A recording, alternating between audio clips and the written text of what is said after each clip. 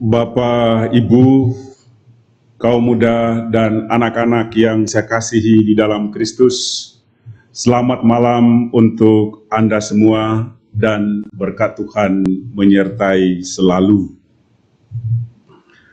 Saya yakin saat ini Anda sedang duduk bersama keluarga dengan orang-orang yang Anda kasihi di rumah masing-masing untuk mengikuti perayaan Kamis Putih ini. Ini merupakan pengalaman iman yang pertama kali dalam perjalanan hidup beriman kita, di mana perayaan iman sebesar Kamis Putih dan juga Hari Raya Paskah kita tidak bisa mengikutinya di gereja, tetapi kita mengikutinya di rumah masing-masing. Saya percaya ini akan menjadi sebuah kenangan khusus bagi kita semua, dan juga nanti pasti akan menjadi sebuah cerita yang akan terus dikenang secara turun-temurun, bahwa di suatu masa di tahun 2020 kita merayakan Ekaristi Paskah secara online atau secara streaming. Bapak, Ibu, Saudara-saudari yang saya kasihi dimanapun Anda berada, saya ingin mengatakan suatu hal. Walaupun saat ini kita semua terpisah oleh jarak, tetapi satu hal yang pasti, bahwa kita semua satu di dalam kasih, satu di dalam doa.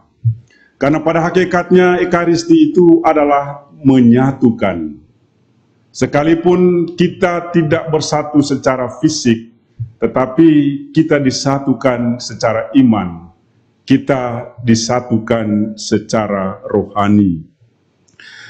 Pada malam Kamis Putih ini, biasanya kita mendengar syair lagu Ubi Caritas Deus IBS, di mana ada cinta kasih, di sana Tuhan pasti hadir. Lagu yang sering dinyanyikan pada setiap perayaan Kamis Putih, Ubi Caritas Deus IBS, itu merupakan intisari dari ajaran Yesus, yaitu perintah kasih. Kerajaan Allah yang diwartakan oleh Yesus selama hidup, karya, dan pelayanannya adalah kerajaan cinta kasih. Maka untuk masuk dan mengambil bagian dalam kerajaan Allah yang diwartakan oleh Yesus itu, maka setiap kita memang pada akhirnya harus berjuang untuk mengasihi Allah dan mengasihi sesama dengan sepenuh hati. Adalah tidak benar kita mengatakan bahwa saya mengasihi Allah, tetapi tidak mengasihi sesama. Mengasihi Allah itu akan menjadi sungguh-sungguh nyata ketika kita mengasihi sesama. Bahasa kasih adalah bahasa pelayanan. Oleh karena itu, kasih itu mesti harus diterjemahkan secara konkret dalam rupa pelayanan. Kasih itu mesti harus diterjemahkan secara nyata dalam perbuatan-perbuatan kita. Tanpa pelayanan, kasih itu kosong. Tanpa perbuatan, kasih itu menjadi hampa dan menjadi tidak bermakna.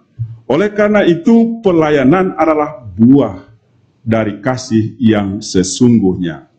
Itulah sebabnya pada malam perpisahan Yesus dengan para muridnya, Yesus menekankan hal ini dengan tindakan yang sangat konkret, dengan tindakan yang sungguh nyata, yaitu mau membasuh kaki para muridnya.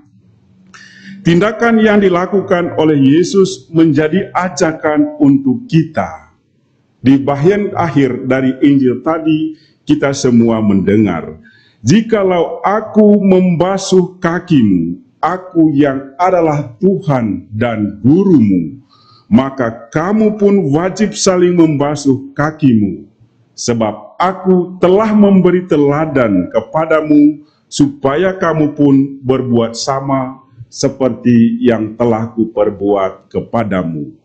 Apa yang dilakukan oleh Yesus ketika malam perjamuan terakhir bersama murid-muridnya sekaligus menjadi ajakan bagi kita semua.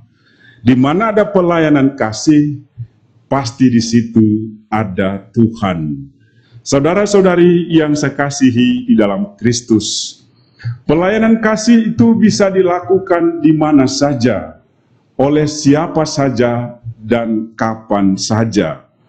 Oleh karena itu, agar kita bisa menjadi perpanjangan kasih Allah bagi orang lain, maka terlebih dahulu kita mesti hidup dalam kasih yang nyata. Ketika kita sudah hidup dalam kasih yang sungguh-sungguh nyata di tengah-tengah keluarga, maka barulah di situ kita bisa menjadi perpanjangan kasih Allah bagi orang lain. Karena kasih yang kita hidupi, kasih yang kita hayati, itu jugalah yang kita bagikan, itu jugalah yang kita berikan kepada orang lain dalam pelayanan kita. Saya percaya sebuah ungkapan bijak ini yang mengatakan bahwa kasih yang dipendam itu tidak lebih dari sebuah kebohongan. Artinya apa? Kasih itu mesti menjadi nyata dalam sebuah tindakan konkret. Kasih itu mesti harus terwujud dalam perbuatan-perbuatan baik kita. Ketika kasih itu menjadi hanya milik kita, maka kasih itu tidak berarti apa-apa. Tetapi kasih yang sesungguhnya, yang sungguh-sungguh nyata adalah ketika kita mampu berbagi untuk orang lain dalam sebuah tindakan yang konkret, dalam sebuah pelayanan baik kita. Dan model itulah yang dilakukan oleh Yesus ketika ia membasuh kaki para murid. Dalam tradisi Yahudi, pembasuhan kaki itu memang diberikan kepada orang yang akan mengikuti perjamuan. Tetapi biasanya pembasuhan kaki itu hanya diberikan kepada orang yang dituakan, yang dihormati. Tetapi dalam Injil Yohanes, kisah itu menjadi sangat terbalik. Justru Yesus yang adalah guru dan Tuhan yang melakukan tindakan pembasuhan kaki itu bagi para muridnya. Apa maksudnya ini bagi kita? Yesus menanggalkan segala-galanya dan melakukan sebuah perbuatan dan tindakan yang sungguh nyata di mata para muridnya. Dia tidak sekedar berteori, tetapi sungguh-sungguh mempraktekkan apa yang sesungguhnya kasih itu dalam hidup yang nyata dan konkret. Saudara-saudariku yang saya kasihi dimanapun Anda berada, ajakan Yesus ini pula lah yang mesti kita hidupi, yang mesti kita hayati dalam kehidupan beriman kita. Kadang-kadang yang menjadi problem dalam kehidupan beriman kita adalah begini. Saya mesti harus merasa cukup dulu, baru saya bisa berbuat baik kepada orang lain. Seringkali prinsip ini menjadi dasar bagi kita. Lah, bagaimana kalau kita tidak pernah merasa cukup? Itu artinya kita tidak pernah bisa berbuat baik kepada orang lain. Saya percaya bahwa ketika kita semakin banyak berbuat baik, maka semakin banyak juga berkat yang kita peroleh. Semakin sedikit perbuatan-perbuatan baik kita yang kita berikan kepada orang lain, semakin sedikit juga berkat yang kita terima.